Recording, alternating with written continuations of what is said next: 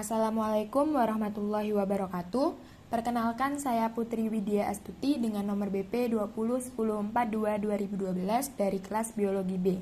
Di sini saya akan sedikit menjelaskan mengenai struktur morfologi belalang dan beberapa sistem-sistem dalam tubuh belalang. Yang akan saya jelaskan nanti adalah mengenai morfologi belalang, sistem integumen, sistem muskularis, sistem skeletal, sistem digestifum, sistem respirasi, sistem sirkulasi, sistem saraf, dan juga sistem reproduksi. Baik, pertama yaitu mengenai belalang. Apa itu belalang? Belalang atau Orthoptera berarti bersayap lurus. Serangga yang tergolong dalam ordo ini melibatkan sayapnya pada saat istirahat secara lurus di atas tubuhnya. Menurut Rahayu 2004 dalam buku Sistematika Hewan Invertebrata menyatakan bahwa Orthoptera berasal dari kata ortho yang berarti lurus dan ptera yang berarti sayap. Ordo ini membawahi kelompok insekta yang mempunyai sayap lurus. Habitat hidupnya di rerumputan dan tempat kering, misalnya batu-batuan, tanah kering, dan lain-lain. Memiliki mata majemuk atau sederhana, antena cukup panjang. Femur kaki belalang besar bertipe mulut menggigit dan mengunyah.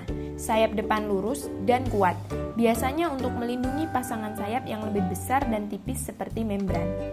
Pasangan sayap belakang ini saat istirahat dilipat ke bawah sayap depan dan ketika terbang berkembang seperti membran.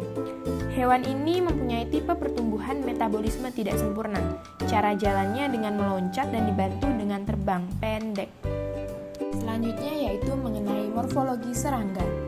Ruas yang membangun tubuh serangga terbagi atas 3 bagian, yaitu kepala, dada, dan perut. Serangga terdiri dari tidak kurang dari 20 segmen. 6 ruas terkonsolidasi membentuk kepala, 3 ruas membentuk toraks, dan 11 ruang membentuk abdomen serangga yang dapat dibedakan dari anggota arthropoda lainnya. Yang pertama yaitu kepala. Bentuk umum kepala serangga berupa struktur seperti kotak. Pada kepala terdapat alat mulut, antena, mata majemuk, dan mata tunggal. Permukaan belalang kepala serangga sebagian besar berupa lubang. Melalui lubang ini berjalan urat daging dan kadang-kadang saluran darah dorsal. Selanjutnya ada alat mulut dan selanjutnya ada antena.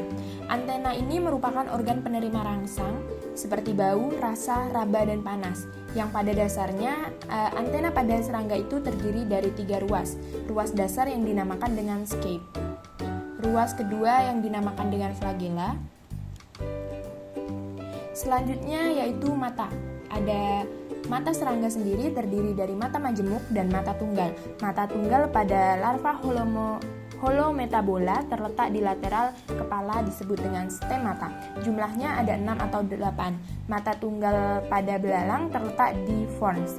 Sedangkan mata majemuknya terdiri dari kelompok unit masing-masing yang tersusun dari sistem lensa dan sejumlah kecil sensori. Selanjutnya yaitu bagian dada. Pada dasarnya, tiap ruas toraks dapat dibagi menjadi 3 bagian. Bagian dorsal yang disebut dengan tergum atau notum, bagian ventral yang disebut dengan sternum, dan bagian lateral yang disebut dengan pleuron. Yang selanjutnya ada sayap. Sayap sendiri merupakan pertumbuhan daerah tergum dan pleura, yang terdiri dari 2 lapis tipis kutikula yang dihasilkan oleh sel epidermis yang segera hilang. Kemudian ada tungkai atau kaki. Tungkai-tungkai toraks serangga mengeras dan selanjutnya dibagi menjadi sejumlah ruas. Secara khas terdapat 6 ruas pada kaki serangga. Selanjutnya ada bagian perut atau abdomen yang biasanya pada serangga itu terdiri dari 11 segmen. Tiap segmen dorsal yang disebut tergum dan skleritnya disebut dengan tergit. Sklerit ventral atau sternum adalah sternit dan sklerit pada daerah lateral atau pleuron disebut dengan pleurit. Kemudian kita memasuki sistem yang pertama yaitu sistem integumen. Sistem integumen pada serangga sendiri atau belalang terdiri dari 3 lapisan utama, yaitu pertama ada lapisan dasar, yang kedua ada lapisan epidermis atau hipodermis yang mempunyai ketebalan 1 sel, dan yang ketiga sendiri ada lapisan kutikula yang tebalnya kurang dari 1 mm. Kutikula terdiri dari sel-sel mati yang dibentuk oleh sel hidup. Di bawahnya yaitu epikutikula yang terdiri dari prokutikula dan epikutikula. Prokutikula sendiri terdiri dari lapisan yang lebih tebal dibandingkan epikutikula. Proetikula terdiri dari lapisan endokutikula dan eksokutikula, sedangkan epikutikula merupakan lapisan tipis yang biasanya terdiri dari lapisan dalam yang disebut kutikulin dan lapisan luar disebut lapisan lilin yang sulit menembus air. Bagian yang mengeras dari kutikula terutama terdapat pada lapisan eksokutikula disebabkan oleh adanya sklerotin sebagai hasil dari proses pengerasan yang disebut dengan sklerotisasi. Kutikula relatif permeabel dan bila keadaannya tipis maka dapat dilalui oleh air dan gas. Integumen serangga sendiri sangat sering terlibat dalam strategi pertahanan terhadap predator dan agen patogen. Eksoskeleton serangga atau integumen berfungsi tidak hanya sebagai pelindung seluruh tubuh, tetapi juga sebagai permukaan untuk otot lampiran, penghalang air ketat terhadap pengeringan, dan antarmuka sensorik terhadap lingkungan. Epidermis pada dasarnya merupakan suatu jaringan skretorik yang dibentuk oleh satu lapisan sel epitel yang bertanggung jawab untuk memproduksi setidaknya bagian dari membran basement serta semua lapisan atasnya dari kutikula. Kemudian ada sistem muskularis. Sistem muskularis pada serangga atau belalang hanya mempunyai otot lurik yang masing-masing serabutnya terdiri dari beberapa sel. Pada serangga, otot-otot melekat dan bertumpu pada permukaan dalam dari skeleton luar. Otot bersambung dengan adanya tonofibril. Skeleton luar tonofibril merupakan serabut-serabut penghubung. Gerakan meloncat dimungkinkan karena adanya kaki belakang yang termodifikasi atau femur belakang yang membesar, misalnya pada ortopera dan kutu. Dengan otot-otot besar di mana kontraksi secara perlahan menghasilkan energi yang tersimpan. Kemudian yaitu sistem skeletal. Serangga sendiri memiliki skeleton yang berada pada bagian luar tubuhnya. Rangka luar ini tebal dan sangat keras sehingga dapat menjadi pelindung tubuh yang sama halnya dengan kulit kita sebagai pelindung luar tubuh. Pada dasarnya, eksoskeleton serangga tidak tumbuh secara terus-menerus. Pada tahapan pertumbuhan serangga, eksoskeleton tersebut harus ditanggalkan untuk menumbuhkan yang lebih baru dan lebih besar lagi. Selanjutnya masuk ke sistem digestivum. Sistem digestivum atau sistem pencernaan dan absorpsi makanan pada belalang terjadi dalam saluran pencernaan. Saluran pencernaan memanjang dari mulut sampai ke anus. Sistem pencernaan makanannya dapat dibagi menjadi 3 daerah yang berbeda, yaitu usus depan atau stomodeum, usus tengah atau mesenteron, dan usus belakang atau proctodeum. Bagian-bagian ini biasanya dipisahkan oleh katup kardiak di bagian depan dan katup pliorik di bagian belakang.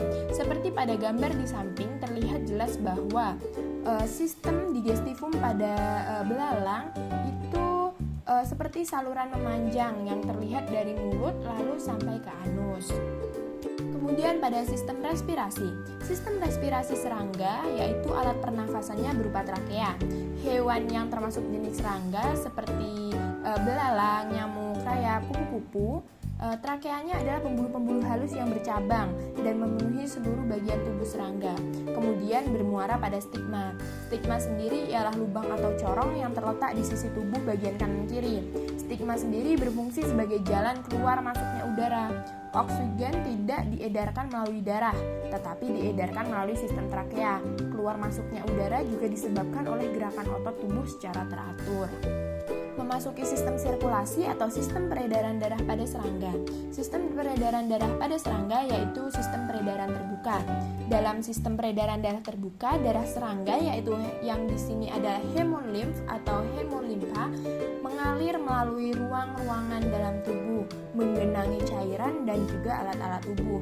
Ruang-ruang dalam tubuh yang dilalui darah disebut dengan homosel. Kemudian Kemudian yaitu ada sistem saraf.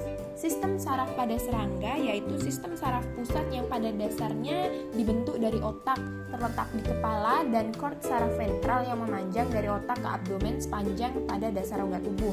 Sistem saraf pusatnya mengkoordinir aktivitas tubuh serangga dan pada jaringan saraf dalam atau stomatoidal nervous system atau sistem saraf visceral adalah sistem stomatoidal yang berfungsi untuk mengontrol aktivitas usus anterior dan pembuluh dorsal.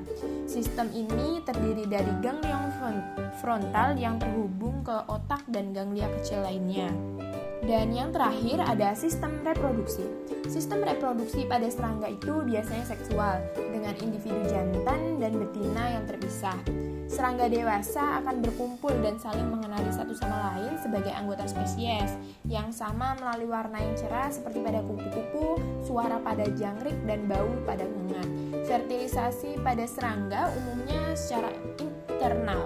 Pada kebanyakan spesies, sperma ditempatkan langsung ke dalam vagina betina pada saat kopulasi.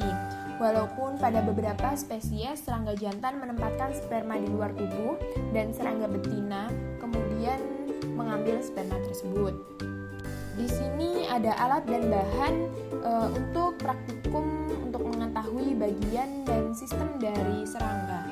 Untuk alat dan bahannya, yang pertama ada styrofoam sebagai alat untuk melakukan pembedahan, lalu ada gunting dan cutter sebagai alat untuk membedah, lalu ada pinset yang digunakan untuk memegang objek atau di sini ada belalang, kemudian ada jarum di sini untuk melekatkan belalang pada styrofoam, kemudian ada kamera handphone yang digunakan untuk merekam, lalu sarung tangan dan masker, dan tidak lupa ada bahan utamanya yaitu belalang.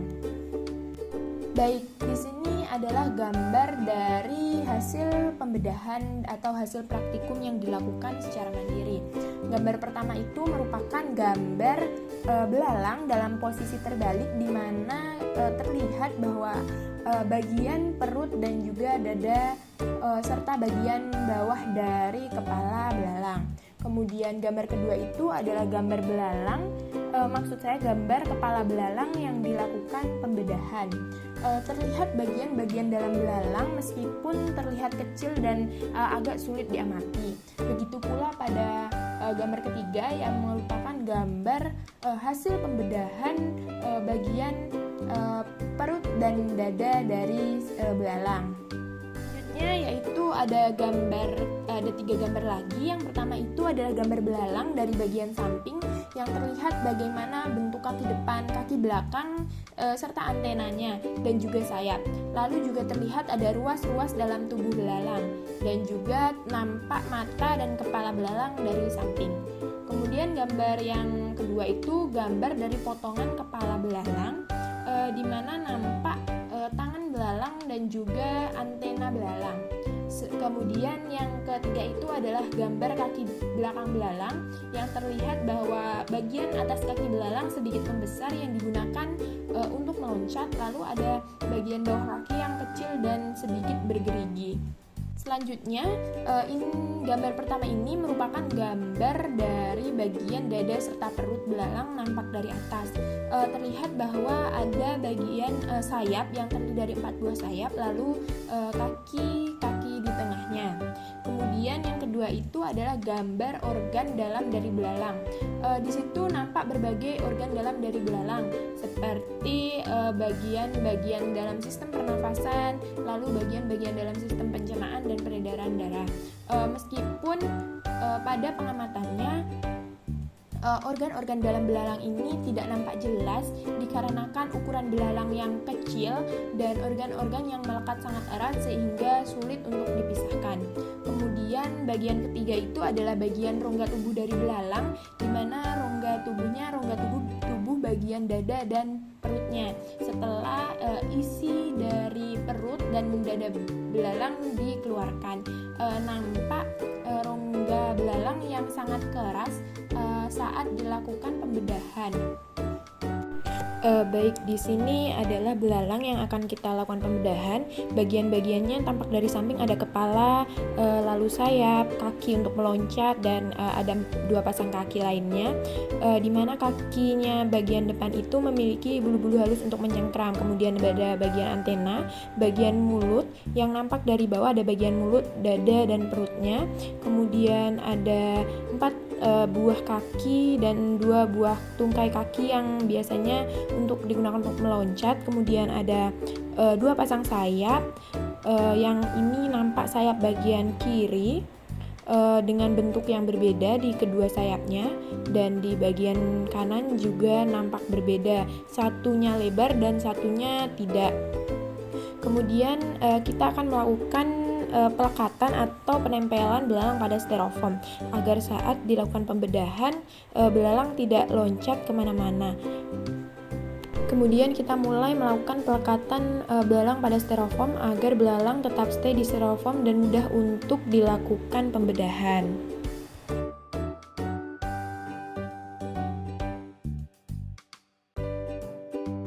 Pertama, kita lakukan pengamatan atau pembedahan pada kaki belakang belalang yang biasanya digunakan untuk melompat. Kemudian kita melakukan pembedahan pada bagian dada dan perut belalang. Di sini untuk membedah bagian dada dan perut belalang cukup susah dikarenakan bagian dadanya sangat keras dan bagian perutnya terlalu lunak. Kemudian kita lihat ada bagian perut belalang yang mulai dilakukan pembedahan.